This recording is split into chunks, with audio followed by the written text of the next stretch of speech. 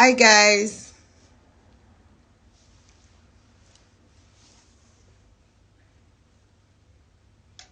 Hello. Hi guys. Welcome. We had a little technical hitch with that video, but we're back. It's Wednesday. Welcome Ojimono, Beauty and the Beast. I like that. Welcome Teled. Hello Rekmansi. How are you? We'll just wait for Landy to join us again. I was just introducing Lande, so I'll introduce Lande again. Lande is my oldest friend. I've known Lande since I was like 5 years old, and best friend in the world. She's also the co-founder of Co-work Style. I'll let her tell us all about herself when she joins. Hi, Lande, there you are. Hi, I'm back again. Hope Welcome back. I won't get dropped off again. Yes, so I was just introducing myself for the new people on the line.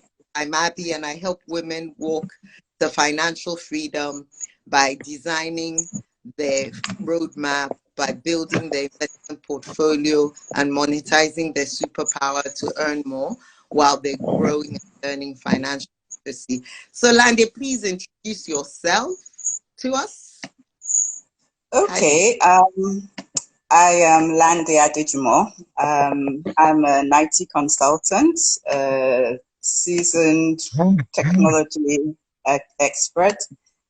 I've been thriving on solving problems from the start of my career, and I've done that with several multinationals, including being the CIO of FBN Quest and earlier days head of IT for an oil company, Elfin Nigeria.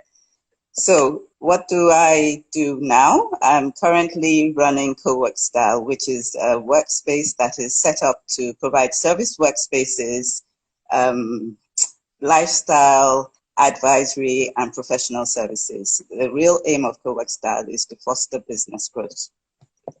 And you forgot to say Co-work Style is this beautiful workspace. You know, you almost forget you're there to work. There's a beautiful swimming pool outdoors, indoors. There's a really cute reading area. I love the little kitchenette where you can sit down and have your coffee and your cake. So you must visit Co-work Style if you're in Lagos or Niru. Follow Co-work Style and book a room. So, Landy, welcome. We're here today to talk about myths, money myths around women. And there are quite a few, aren't there? You know, when it comes to women and money, the relationship can be quite complex. And I find that the relationship is really complex because women are brought up with various myths about money. You know, your money mindset a lot of the time is a result of what you were brought up believing about money. And so one of the things we do is we shake away those terrible money mindsets, and we're going to go right into some of them today, you know, expose them and kill them for what they are. Some of the myths we're talking about, women are, so let's start with that. Women are bad at managing money. So Lande, what would you say? Are women bad at managing money? I think it's indeed true that some women, some, not all, are bad at managing money, but I wouldn't say most women. And I'd like to deal with the why. I think it starts, first of all, from what you were taught when you were growing up. If you were taught to manage money as a child, you would end up when you're older enjoying and actually managing money effortlessly. From age 10, when I was getting ready to go to boarding school, we had to go through a ritual, each one of us individually with our father, where he would go through the list that you prepared of things that you needed to take to school, and he would cut them down, dwindle it down to just what you needed and not what you wanted. So, you know, phrases like money doesn't grow on trees, you know, save for a rainy day, that almost became part of my DNA from age 10. Anyway, 5 years later, 7 years later, 11 years later, even up to university, I would have thought that I have learned the art of padding the budget, padding the list. But my father still found something to cut off always. So I think it's important. I think it's important that we teach our children early to save for a rainy day. Teach them to write budgets. Teach them to become financially conscious even at a very early age. The second is, what happens if you didn't have the opportunity growing up, if you were not sort of trained that way? Well, yeah, your father was a great money manager, obviously, and he took the time to teach you guys. So for people yeah. who just had none of that, either their parents were terrible money managers or they just never learned anything about money. Yeah. So what happens in that situation? Usually you learn the hard way. You get into debt. You get into debt, and then you think that, okay, well, I'm going to have to crawl out of it. And it is possible to crawl out of it. Eventually then you learn to cut your coat according to your size. But there are lots of other ways. You don't have to get into debt. You can find out from other sources. There's lots of financial education now, which Abby is also, leading the charge with as well. But, there are books to read, videos, internet. There's no excuse for not being able to manage money as a woman. That's what I say. Okay. Well, there's no excuse. That's true. But we also have this, this upbringing, this societal myth that, women are frivolous at money. Women are frivolous spenders. Women must spend a lot of money because they need to look good. And so, it's okay for a woman to spend ridiculous amounts of money looking good. What would you say about that? I mean, you look good. And okay. I know you're not a frivolous spender. So not all women are frivolous spenders, but yes, we all want to look good. It makes you feel good. So there's nothing wrong with wanting to look good. Obviously, you hear the stories of the extremes, plastic surgery, and all those kind of things. But men have their flashy cars. They have their wristwatches. They have their symbols of looking good as well. It's not a woman's thing, they just can't show off looking good the way we can. They just have a shirt and a tie and that's, so not so exciting. So it's not a woman's thing.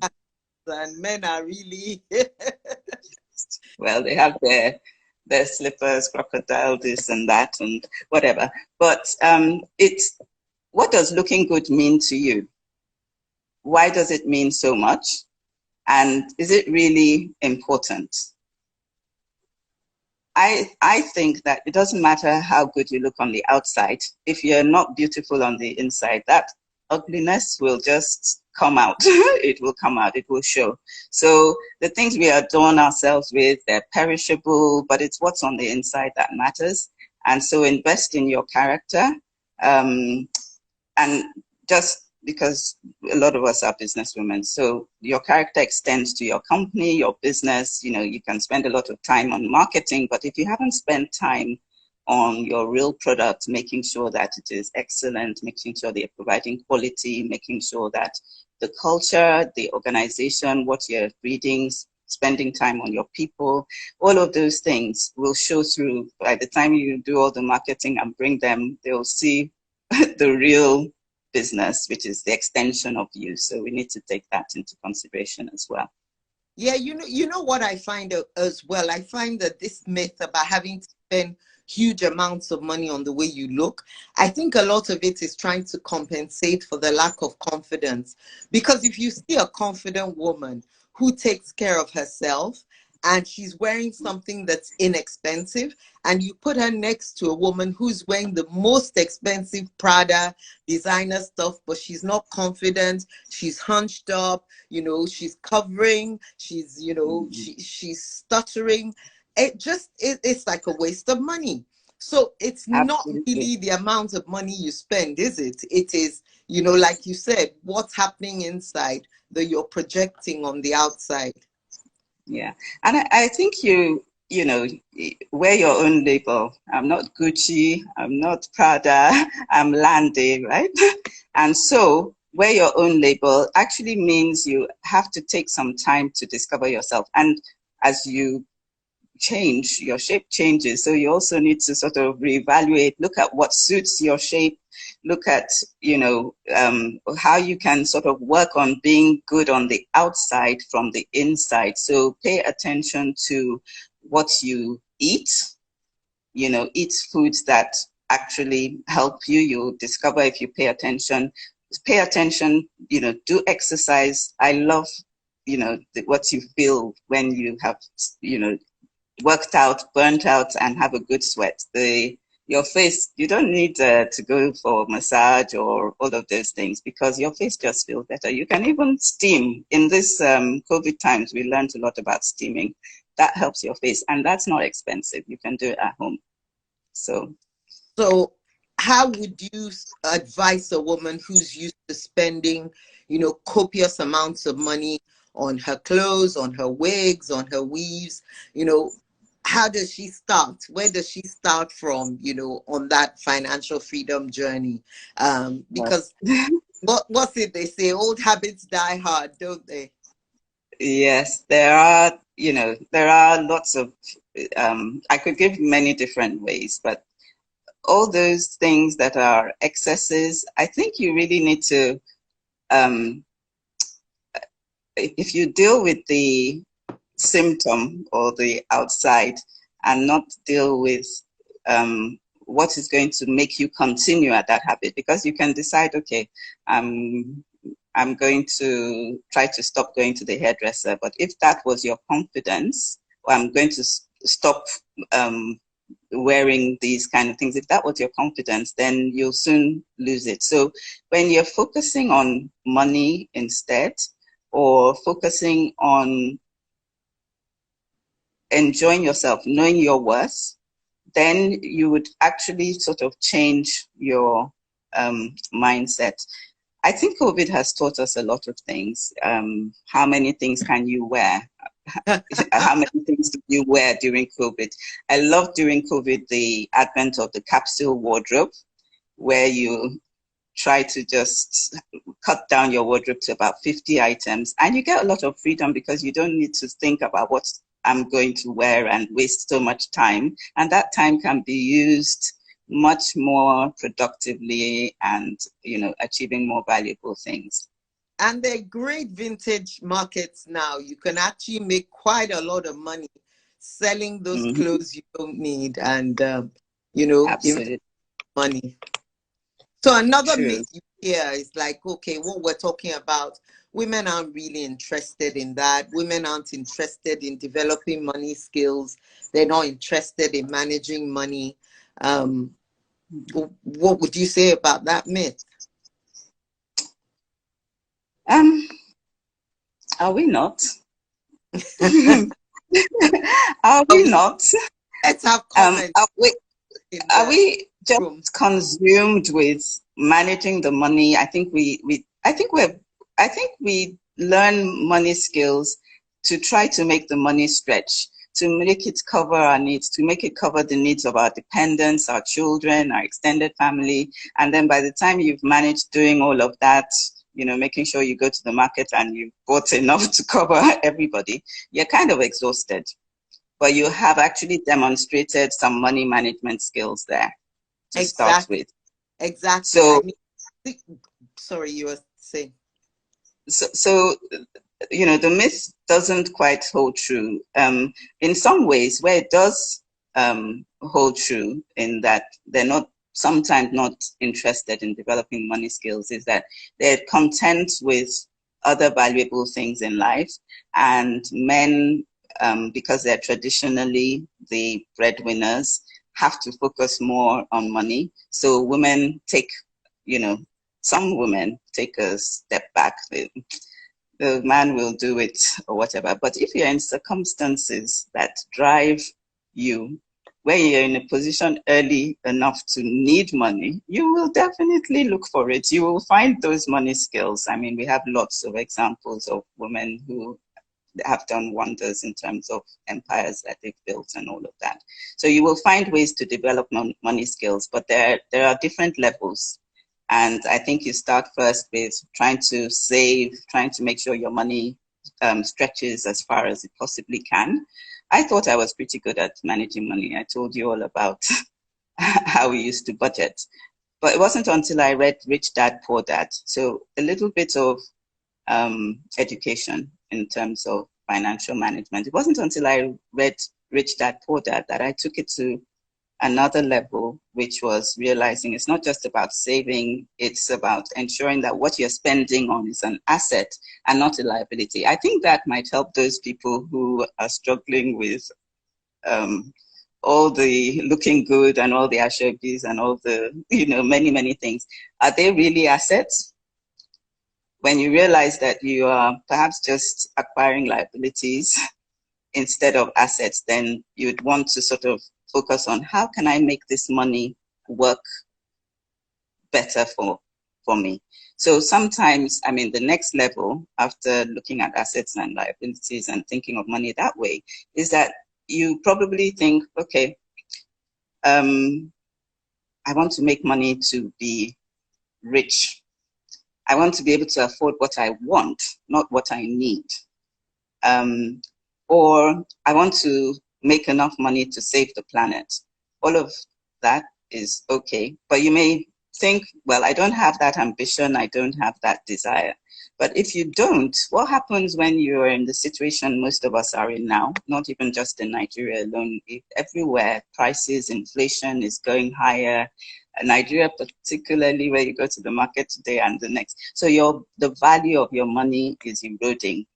And where you were able to not pay attention, now you really have to ensure that the little savings that you have, you're sort of making sure that that money works for you by learning how to invest, learning a little bit more as to, the different asset classes that there are, ensuring you don't get into any risky investments. You won't just be able to do it if you aren't spending a little bit of time investing in learning about that. And one great way to do so as well is to be around people who have spent quite a bit of time studying, who are more experienced in financial markets.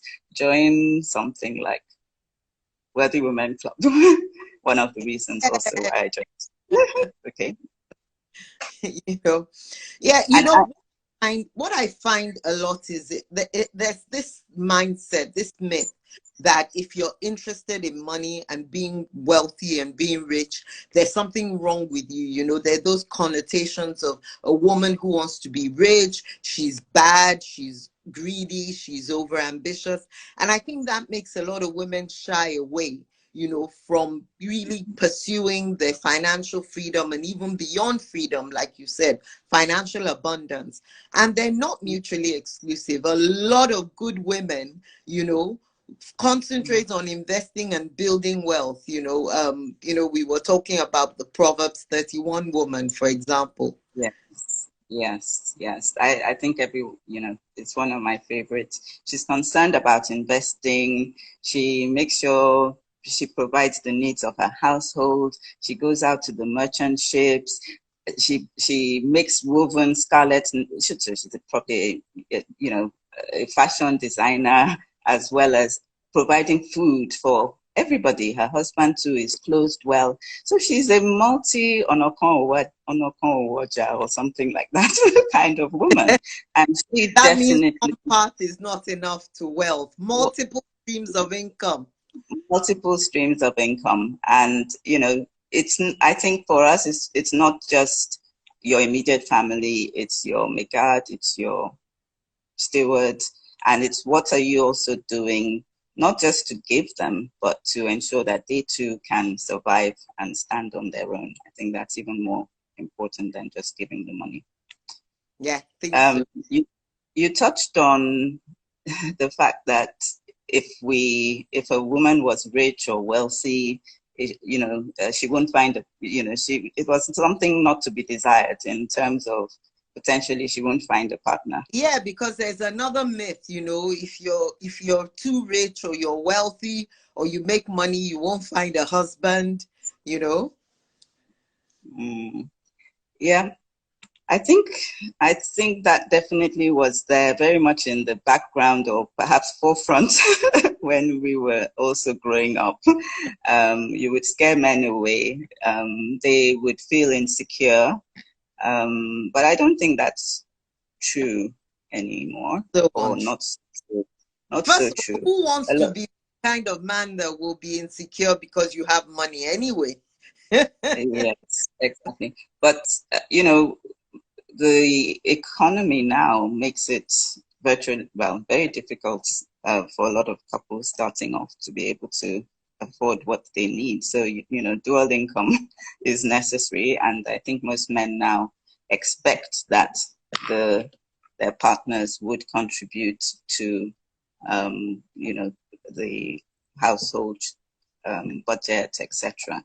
So I don't think the myth is as entrenched as it was before. You And know, really bad. I mean, I've been in situations, or I've seen situations where a man and a woman will go out like in a group, and mhm. the woman is actually paying for the meal, and she will slip the money to the man so that the man can pay. I mean, what's that all about?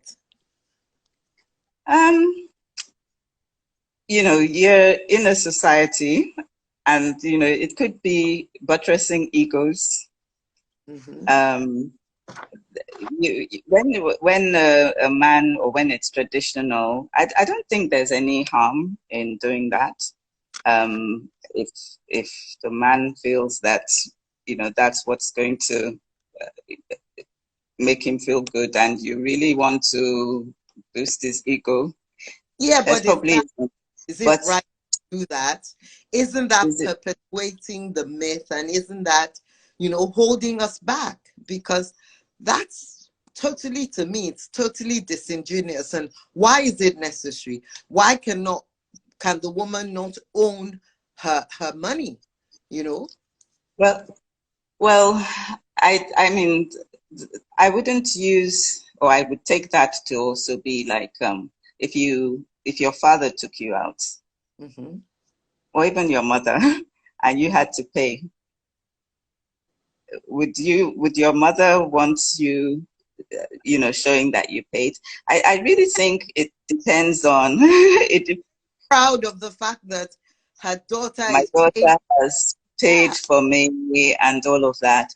I think it really, you have a point in the sense that you may be perpetrating the myth, but there are many other ways, or many other ways of dealing with the myth, rather than just that sort of quiet uh, event or that particular meal. There are many other ways in dealing with that myth, in terms of just ensuring, not letting it inhibit you. The man wants to feel that way. So what if he wants to feel that way? Um, So as long as it's pushing the narrative that a woman shouldn't earn more than her partner. That's the narrative it's pushing. I don't, we will sort of, maybe we'll take this offline. But I don't think it is necessarily, because it could just be a one-off. I think, to me, it's a small incident where you are just trying to rub an ego there. There are, if But we you want to ego deal anyway. if you want to deal with it, you deal with it outside, and then come out, and publicly address that. But I think there are so many bigger battles that we have to face than just the fact that I make him look good in a restaurant. There are more serious things where a woman actually feels totally inhibited. If I do that, and if I make him feel good, and it's not affecting me in any way, it's not affecting my confidence, it's not stopping me from from even earning more money and continuing to slip it, it's not stopping any of that. And I'm not insisting that this is the way. If that man wants it like that, and another one is happy, to me, it's not that I'm perpetrating a myth. It's more important that we educate ourselves and we ensure that where it actually affects us because we think we should not earn more, then it's more damaging. And that's where we should spend more of our energy to ensure that, we don't hold back. There are many different ways that we hold back. So before you even get married to such a person, I think that's more important than when you're at the restaurant, or, well, if you see it at the restaurant and you're not able to have that conversation, about how you're going to manage money when you're together. So if it's before and you're passing the money across, that's a bit of a no-go even before. And after, if you're passing it across, I think what should have happened is you should have had conversations about how you're going to deal with money. Money matters. It's extremely important. And so this idea of I won't find a partner, more importantly, talk about money with the partner to be and ensure that you're actually compatible before you tie the knot. Ensure that you have this. I know we have like a minute. How do you ensure you're compatible in the light of the myth that a woman shouldn't earn more than a man? So if you're earning more than the man, how do you ensure you're compatible? What conversations should you be having? So if you're earning more, I mean, there are certain things that are necessary. You can look at it like a joint venture. So there are certain things that are necessary, that household income. We both need a roof over our heads.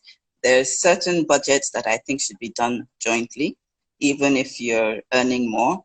And so you discuss that and agree on what the contributions are going to be. He may stay at home. It's not the woman that has to stay at home. He may stay at home, and you're putting more money but when you look at it as a joint venture with regards to the things that you share and are both responsible for, including the children, the education afterwards, and then make sure that that pot is always managed, by agreement. Even if you still have a lot left over or you end up contributing, I think when you look at the numbers, you'd be able to work out an agreement that should work. Okay. But don't not talk about it. Don't not talk about it. I think it's important to discuss it. So quick question. We've run out of time, but I want you to answer this quickly. Traditionally, it's a woman's job to look after the home where there are young children. Should a woman be paid by the man a salary for doing that?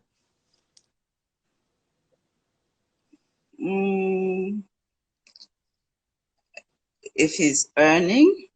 And she's at home looking after the children. And she's at home looking after well, she has needs. She has expenses, and she's not able to go out to earn. So I would assume there might have been a decision that, okay, you're going to stay at home, and so I'm going to provide an allowance because you can't go out. And you are actually working in terms of looking after the children. So make sure it a allowance, so you have a joint account that you have a joint account or something. Yeah, because how are you going to cater for your needs? Well, if it's not provided. Well, that's the thing. There are lots of relationships where that happens, and the woman constantly has to ask for money for her needs. And I think it's very disempowering when you have to constantly, ask somebody else for money for all your needs. So I'll let you have the final word on women and money myths. What should women be doing to break out of this and to, embrace their financial freedom? Well, number one, I think everyone has a need of money. So recognize what your need is, jointly, individually, and make sure you actually look to educate yourself in terms of how to money is just a tool. So make sure you educate yourself in terms of making that money work for you. Don't sit and wait and expect it, you know, that it's your right, or you deserve to be served. God gave us all talents. So you have a talent, and he says, you know, the one he gave 1 talent, buried it in the ground, the other one 5, the other one 10. So if you do have a talent, even if you're at home, you can turn that into something that's going to provide for yourself, your children, and other generations. And also, I don't want to say to God, you gave me this talent and I just kept it in the ground. I didn't use it. I didn't multiply it. I didn't bless others with it. So I think with that approach, we should use that attitude also with whatever money that we've been given, to try to grow it, and try to make sure that we are maximizing the value of that money. And lastly, it's not too late to start. It's never too late to start when you wake up in your morning. So you can always start from where you are and learn more. Thank you so much, Landy. That's a great place to end.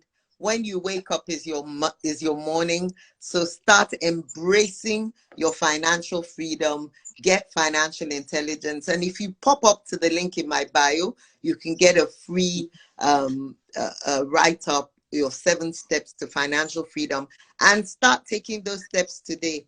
Thank you so much, Landy. It was lovely to have you, my oldest friend. And I know you're a money magnet, and thank you so much. Okay. Bye. Thank you so much for joining us. Thank you. Thanks, everyone. Bye. Bye.